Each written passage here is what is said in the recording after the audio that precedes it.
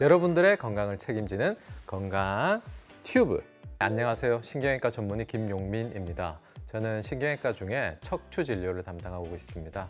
반갑습니다. 저희 병원은 부원역 2번 출구에서 걸어서 한 10분 정도 소요됩니다.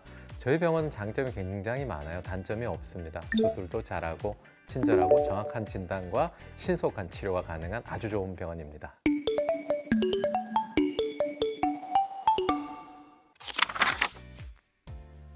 오늘은 척추 치료의 최신 트렌드인 한방향 내시경 수술과 양방향 내시경 척추 수술에 대해서 제가 설명을 좀 드리겠습니다. 아주 많이들 들어보셨을 텐데요. 허리 디스크, 또 척추관 협착증이라는 병이 있어요. 하촌 정도로 생각하시면 됩니다.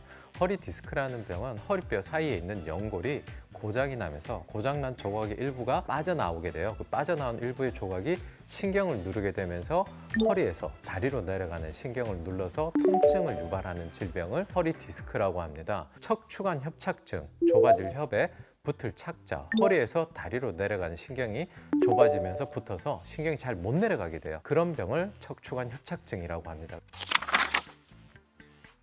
대부분의 경우에는 허리가 좀 아파요. 삐어도 허리가 아플 수 있고 골절이나 디스크일 때도 허리가 아플 수 있고 협착증일 때도 아플 수 있지만 여기서 우리가 어떤 치료를 좀 받아야 된다라고 생각할 수 있는 것은 심한 통증 혹은 방사통입니다. 허리에서 다리로 내려가는 신경이 있어요. 걔를 건드리게 되면은 이제 허리에서 엉덩이, 허벅지, 장단지로 걸어 다닐 때, 앉았다 일어날 때, 허리 숙일 때, 숙였다 펼 때 심한 통증이 발생하게 됩니다. 자, 그런 증상이 나타나게 되면은 척추 내에 어떤 질환이 발생했을 수 있다라고 생각을 해봐야 될 것 같아요. 보통 이제 비유를 많이 드리는데요. 수도관으로 잘 설명을 드립니다. 수도관을 40년, 50년 쓰다 보면 물때가 끼이고 여러 가지 생활때가 끼이면서 수도관이 좁아지죠. 그럼 그렇게 많이 불편하지 않을 수도 있어요. 왜? 적응이 되니까 조금씩 적응이 돼서 이 정도는 내가 불편감을 안고 사는 거예요. 그게 척추관 협착증입니다. 척추관 협착증도 초기에는 많이 움직일 때, 오래 걸을 때, 운동할 때 굉장히 불편해집니다. 보통은 서서히 진행되면서 만성 질환에 조금 더 가깝고요. 허리 디스크라는 건 이 수도관에 돌멩이라든지 여러 가지 이물질이 들어가서 한 번에 콱 막아버리는 거예요. 내가 씻고 있는데 갑자기 물이 안 나오는 거예요. 엄청 불편하겠죠. 이건 사실 적응하기가 쉽지가 않아요. 당장 안 나오니까. 그래서 허리 디스크는 굉장히 급성 증상이 더 많아요. 갑작스럽게 어느 날 아침에 허리뼈하고 뼈 사이에 있는 연골이 튀어나와서 허리에서 다리로 내려가는 신경을 누르니까 굉장히 극심한 증상이 나타나는 경향을 조금 더 보입니다. 그런 얘기를 많이 해요. 너 앉은 자세가 안 좋아서 그렇다, 핸드폰을 많이 해서 그렇다, 뭐 이런 얘기들 많이 하는데 틀린 말씀은 아니에요. 맞는 말입니다. 우리 척추는 수명이 정해져 있다고 생각하시면 돼요. 어떤 사람은 100년, 200년이고 갈 수 있는 분도 있지만 어떤 분들은 50년, 60년짜리라고 생각을 하시면 돼요. 거기서 많이 쓰고 잘못 쓰면 그 수명이 더 짧아지는 겁니다. 유전적인 부분도 조금은 있어요. 그건 무시 못할 부분이고요. 유전적인 부분, 가장 많은 거는 생활 습관입니다. 많이 쓰고 잘못 써서 오게 됩니다. 노화가 되게 되면 첫 번째로 디스크의 능력이 떨어져요. 디스크가 하는 역할이 충격을 흡수해주고 관절 역할을 해주는데 뼈하고 뼈 사이에 있는 디스크가 버티기가 힘들어집니다. 이런 디스크가 기능이 떨어지다가 한계에 부딪히면 일부가 고장이 나서 빠져나오게 됩니다. 그렇게 해서 신경을 누르게 되면은 그게 디스크병으로 발전하는 거고요. 관절이라든지 인대가 앞쪽으로 자라나면서 신경을 누르게 되니까 허리에서 다리로 내려가는 신경이 좁아지는 척추관 협착증, 관절이 약해지면서 어긋나는 척추 전방 전이증 같은 병들이 발생하게 됩니다. 척추 질환으로 인한 마비는 생각보다 흔하지 않아요. 흔하지 않지만 너무 방치한다면 충분히 올 수 있는 병입니다. 그래서 목 디스크나 그 다음에 경추병증 같은 경우가 있어요. 그런 경우에는 생각보다 우리가 너무 방치를 하게 되면 마비가 오는 경우도 꽤 많아요. 그 외에도 이제 허리 디스크나 협착증으로 인해서 마비가 오는 경우도 종종 있습니다. 감각신경이 마비가 오면 감각이 전달이 안 되겠죠. 그때부터는 이제 감각이 떨어집니다. 안 아파지기 시작하는 거예요. 근데 보통은 그게 전조 증상이에요. 이 다음은 보통 마비가 잘 옵니다. 근육이 얇아지고 감각신경과 운동신경이 마비가 와서 발걸음이 굉장히 느려집니다. 내가 협착증이 있는데 갑자기 어느 날부터 오히려 통증은 좀 줄어드는데 다리로 쎄한 느낌이 들면서 차다, 시리다, 따갑다 혹은 감각이 떨어진다 이런 느낌이 드시면 이게 좀 많이 진행되고 있을 수 있다라는 걱정을 한번 해보셔야 됩니다.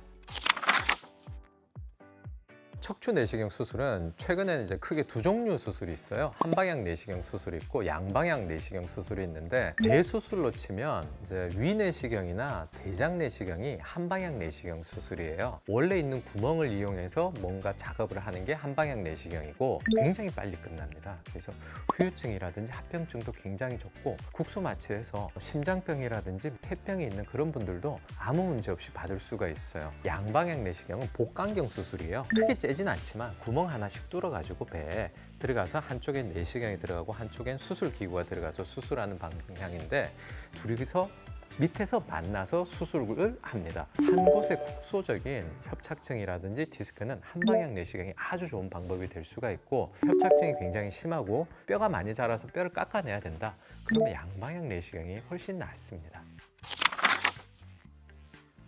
척추 내시경 수술의 가장 큰 장점은 정확하고 빠르다. 피가 굉장히 안 나고 이제 조직의 손상이 굉장히 적다는 건 염증이라든지 감염이라든지 합병증이 굉장히 적어요. 대부분의 우리 척추 질환자 환자분들이 고령입니다. 또 다른 병들이 당뇨, 협심증, 심장병, 고혈압 이런 거 많이들 있으시거든요. 그런 분들한테도 하기도 상당히 부담이 좀 적습니다.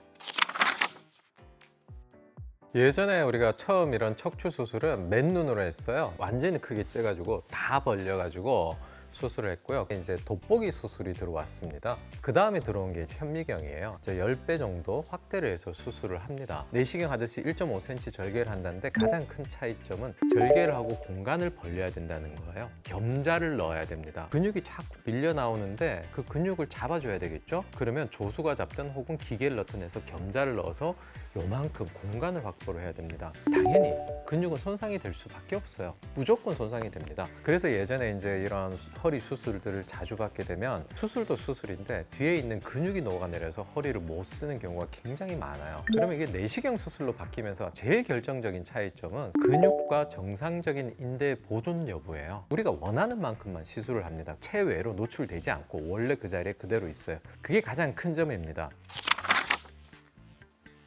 시술 기간 같은 경우는 한방향 내시경은 실제로 시술 시간이 빨리는 10분 내외, 30분 이상 걸리는 경우는 거의 없어요. 뼈를 깎는다든지 정상적인 인대를 제거한다든지 그런 과정이 굉장히 적기 때문에 시술하고 조금 있다가 일어나셔서 일상생활을 하시면 되고요. 당일날 퇴원하시는 경우도 많고 그 다음날 퇴원 못하는 경우가 사실은 좀 드물어요.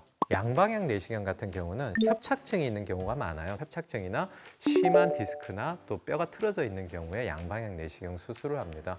한두 시간 정도 지나면 일상생활 다 가능해요. 다음 날이나 다다음 날 정도면 다 퇴원이 가능하고요. 수술 이후에 한 두어 시간 정도 지나면 바로 일상생활이 가능합니다. 서고, 걷고, 화장실을 가고 또 여러 가지 일상생활을 할 수 있는데요. 사실은 제가 병원에 계시는 동안만큼은 좀 주의사항을 좀 지켜주시라고 그래요. 가급적이면 앉지 마시라, 허리를 구부정하게 하지 마시라, 비틀지 마시라, 무거운 거 들지 마시고 밀지 마시고, 그리고 보조기를 좀 반드시 착용하시라고 하고요. 조기 보행이 굉장히 중요하고요. 빨리빨리 움직이고 해야지 회복도 빠르고 좀 더 결과가 좋은 것 같아요.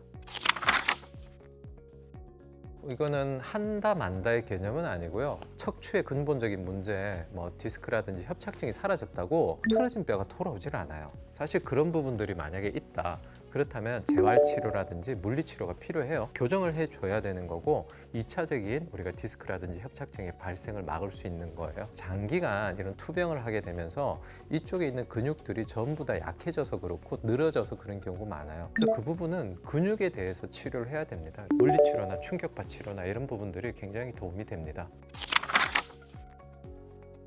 척추는 무조건 쓰면은 닳습니다. 타이어하고 똑같습니다. 다르면 고장 납니다. 척추는 그냥 무조건 아껴 써야 돼요. 근력이 약해지면 오히려 척추에 마이너스고, 그 균형이 굉장히 중요할 것 같아요. 허리에 부담을 가지 않는 아주 정확한 자세, 좋은 자세로 운동을 하셔야 돼요. 그리고 내가 그런 운동들을 잘 모르겠다 한다면 사실은 걷기나 달리기만큼 좋은 운동이 없어요. 여러 가지 예방하는 방법들 중에 자세 교정, 생활 습관 교정, 근력 운동들, 또 전신 운동 이런 것들을 하시면 훨씬 도움이 될 겁니다. 평균 수명이 길어지니까 척추의 수명이 길어지는 건 아니에요. 그래서 척추의 질환들이 이제 발생을 할 수밖에 없습니다. 그중에 우리가 굉장히 간단하게 치료를 할 수 있고 모든 질환들이 다 수술을 하고 시술을 하고 해야 되지 않습니다. 그렇지만 어떤 경우에는 빨리 치료하면 정말 좋은 결과가 나오는 경우가 있고 내가 증상이 있다. 한 번 정도 체크해 보시고 병원을 가서 한번 의학의 도움을 좀 받으시는 것도 좋을 것 같습니다. 모두가 건강해지는 그날까지 건강 튜브.